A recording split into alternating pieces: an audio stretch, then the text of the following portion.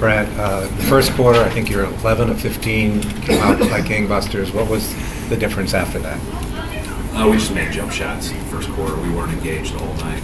That was my take on it. You know, we were throwing in jump shots, which is great. We're very capable of doing that, but they were scoring every time down the floor too. And so, you know, it was clear that we needed to change our ways. Otherwise, it wasn't going to be a very fun night. To me, at least, I just didn't think we ever got fully engaged. And to their credit, they did. They were really good. And it's something I just said on the TV interview was, you know, the San Antonios of the world that have that have it all in place. And you see they sit a few guys occasionally, and they play these games and they just execute to a T and run people out of the gym, kind of no matter who's playing. And they're getting to that point, Oklahoma City, with all their young pieces and their veteran guys who have been there. The combination of the two is, I thought they were you know, clearly better than us tonight. I mean, I thought that one team was executing and fully locked in, and the other team wasn't. Why do you think you weren't engaged? That's a good question. I don't know. It's a good question. I mean, I think if you had the answer all the time to that, you know, you'd never have a bad night. But today counts as a bad night. That was not a good performance. In the third quarter, things really seemed to kind of fall apart for you guys. And was there any adjustments they made in that particular quarter, or? You know, I didn't think so. I thought they were quicker to the ball, more aggressive to the ball. They dominated us in the paint. They dominated second chance points. They dominated transition. They got where they wanted with the ball. They were more powerful than us. It just, you know, we said this, I forget when it was, maybe after the Orlando game. You know, we've had one quarter in the middle that's hurt us at times, and that quarter in the middle killed us today. You know, but again, you know, Bill made a great point. You know, we're shooting it in early, but it was fool's gold at that point. You could kind of see it unless we didn't change, and we didn't change. Your level of disappointment with the defense, they seem to very disappointed. The effort part of it. Yeah, I mean, we had some guys. I don't want to knock the effort per se, because I think you had some guys that were really locked in and really played hard effort-wise, but you know, collectively we were not engaged defensively together, and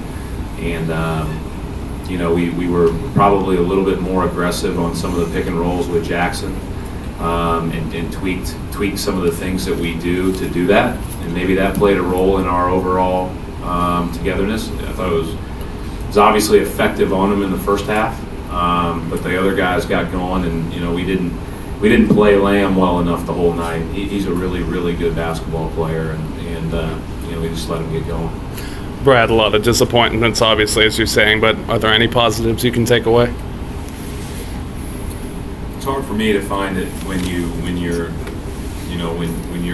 job is to evaluate the collective performance and then, you know, put your best foot forward in that, or just collective performance. Just, you know, again, they were at one level, we were at another, and so I'm sure there were some individual things that I look back on and positive, and there always are, but you know, hard to talk about right now.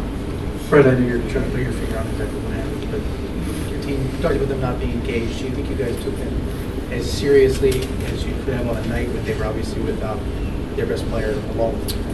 You know, I don't know the answer to that, Baxter. You'll have to ask them. If that's the case, that would be severely disappointing, because you know, you look at their roster.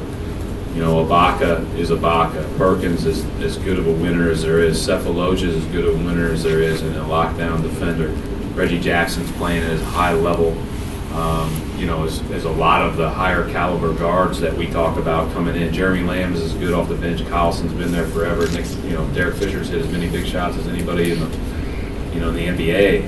So if we did that, that's not a good thing. Tonight, Coach, Rondo had his best night in terms of assists, but even before that, it seemed like he was moving a little bit smoother out there. Did you get a sense that he was maybe tangibly moving closer to being a Rondo that we've seen before? Yeah. I mean, again, I don't. You know, you guys are a lot more focused on him as an individual from a storyline standpoint than I probably am. I'm obviously concerned about him and making sure that he's okay to go out and play, monitoring his minutes, making sure, but I'm more looking at our collective and how we played as a group. I did think that he did some good things, but again, it's kind of like I've said, I don't want to put all this on him, good or bad, because it's still only young in his exhibition season. And fair or unfair, to him, I want to make sure that we're fair to him, and at the same time that we can focus on our team and how we're playing collectively as well. I did think he looked a little bit lighter on his feet, I guess would be the right word, and I think that's probably the case as you get better conditioning. And he didn't play on Wednesday, so that probably helped. You got 2 days, basically light days. Thank you, Coach. Thanks.